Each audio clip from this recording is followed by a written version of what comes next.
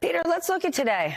Has Donald Trump gamed the media yet again? He figured out that we will not cover his rallies where he just gets up there and spouts lies, but we all show up at court where he just puts on the same show.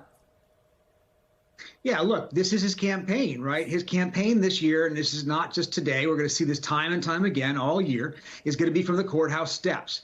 And, you know, look, certainly it's a more comfortable place to be for him than in 0-degree Iowa with the snow. But he can make the point to his base anyway. And the point is, I'm a victim. I'm being persecuted. Don't pay attention to the fact that the legal system has already determined that I am a fraud when it comes to valuation of my properties. The judge has already made that determination. The only question at this point is whether or not he's going to have to pay for it and how much. So, you know, he is speaking to an audience beyond the court today, and he is using the courthouse steps to be his campaign. We've never seen anything like this, of course. No presidential campaign has been conducted this way, but no president or presidential candidate has ever been charged with 91 felonies, and this isn't even one of them today. This is a civil trial. We haven't even gotten to the criminal cases yet.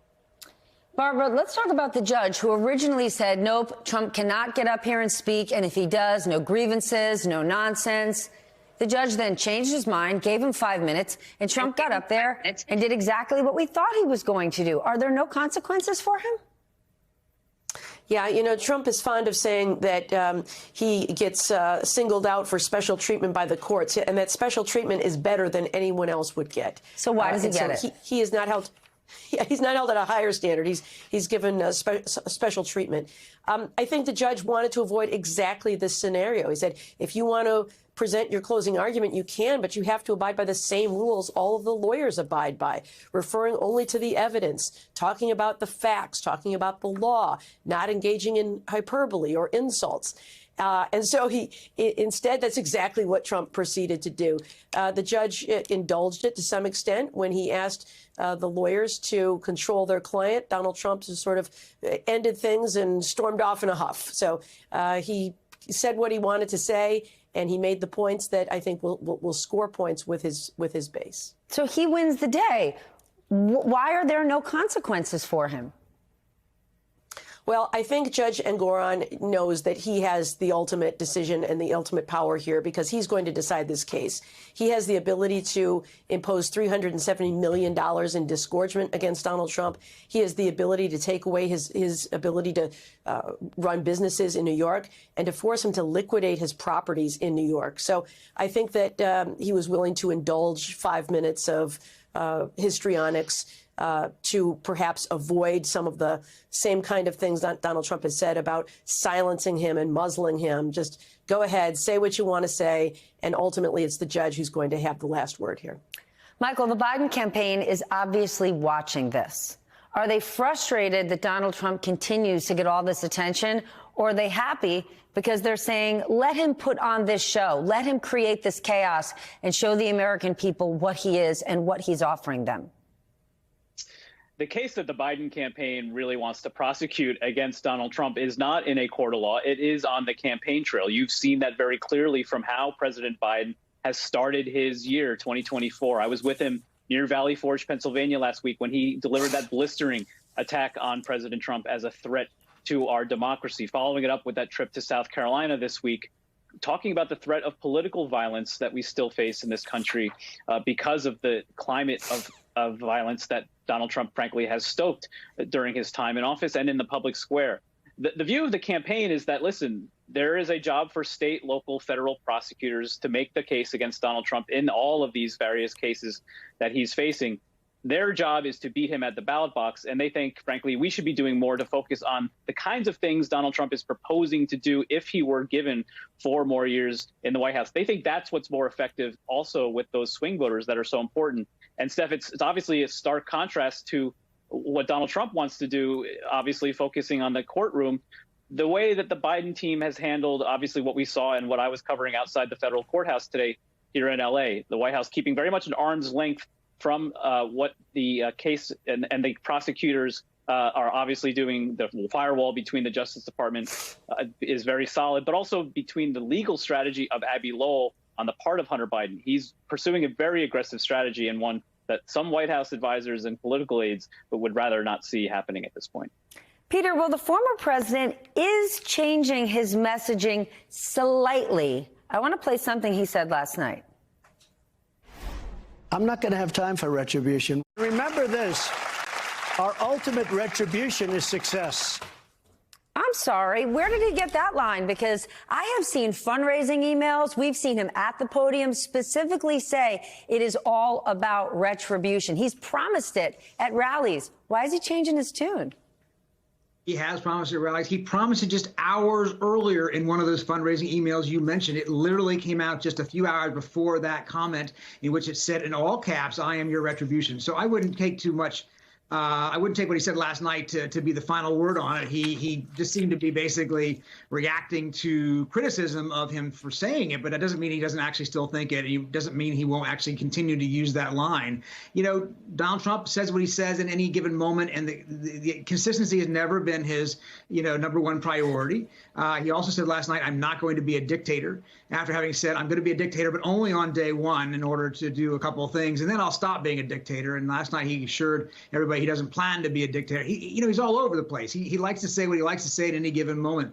But I think that what's most important is to understand what he has said most consistently. What he has said most consistently is retribution, and that he doesn't care for the rules that have bound other presidents. Remember, he's the guy who said he was for termination of the Constitution in order to remove Biden from office right away and put Trump back in without bothering to wait for another election. That's not something, obviously, we've seen in our history, but he's out there leaning into that. It doesn't seem to bother him that it goes against all of the traditions and norms of our society. He said it. He hasn't taken it back. And that's where he's going with this campaign, and it seems to be working for him in the Republican primary.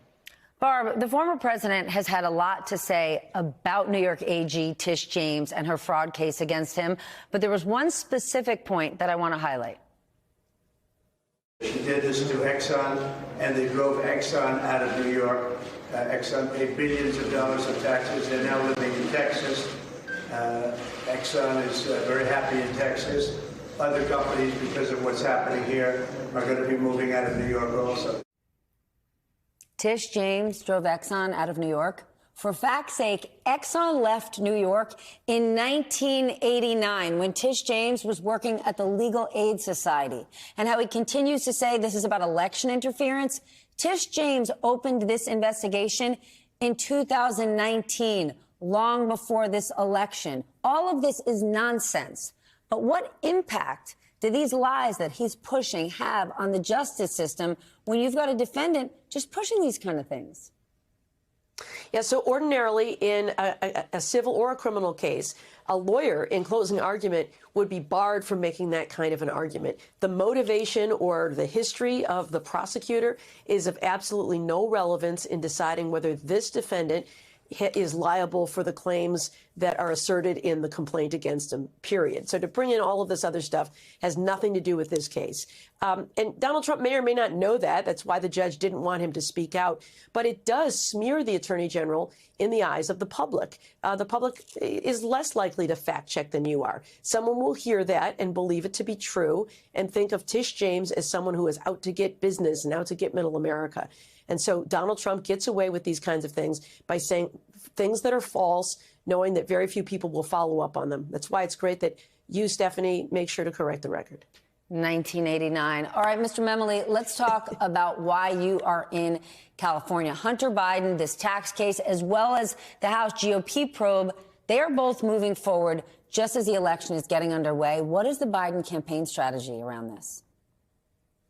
Well, we saw that split really on display in the past 24 hours when the Biden campaign and from the White House podium, Karine Jean-Pierre, the press secretary, kept referring to Hunter Biden as a private citizen, saying this was not something they were going to be commenting on. But we saw the very emotional response of the First Lady of the United States talking about how she views this as a mother and as a grandmother and the cruelty she believes Republicans are showing in their attempts to besmirch him and, by extension, her husband through this process. But what is also of note was what we saw in the courtroom today, Stephanie, because we thought this would be a rather routine hearing. Nothing routine, of course, about the son of the sitting president facing federal charges. This is the second separate indictment that he's now potentially dealing with a trial in the coming months. But as part of a back and forth between the Justice Department, the prosecutors in this case, and Abby Lowell, we saw that Abby Lowell made it very clear that the evidence and the motions that he plans to introduce in the coming weeks ahead of that June trial are all about why this plea deal fell apart in the first place. Remember, the Republicans accusing the U.S. Attorney David Weiss of a sweetheart deal here in that plea agreement, which did fall apart in a Delaware courtroom. And that is what Abby Lowell now wants to put on trial. He wants to introduce and seek documents about how that fell apart, why that Republican pressure may have led to this trial. You mentioned June 20th, the earliest that this trial date can occur. Stephanie, that's a month before the Republican convention, 2 months before the Democratic convention. Quite the split screen that we are going to be facing, not just with the former president and his trials, but also potentially the president's son. If it makes you feel any better, I have already put EVAC on alert. He's ready to go if it comes to that. General, I can assure you. Hey, General, let me into the war room to see you, so I had to hack my way onto this frequency. This better be critical, Wheelie. Sir, come on, what is it now, please? Okay, couple of things. I'm running low on the dough. I was thinking about taking a couple of months sick leave, maybe starting today. And, oh yeah. I intercepted a transmission from Megatron. Then send it through. Yes, sir, right away, sir. And so I'll assume that we're good on the other stuff. This is your last warning, insects. Relinquish what remains of the Allspark. So who is the insect? You? What? Who's the insect? Protect you. They were defeated on our world, and we will defeat them here. This was just a diversion. Security, please bring him up. Rabbit, she's already inside. Deeds! Give me an update on that reserve. Boss readiness. What was his name? What was it? Evac, sir. Right, evac.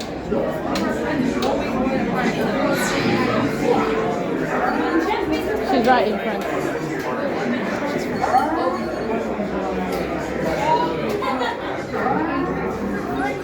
We are facing a heavy, sustained attack. They appear to be after the Allspark. General, watch out! General!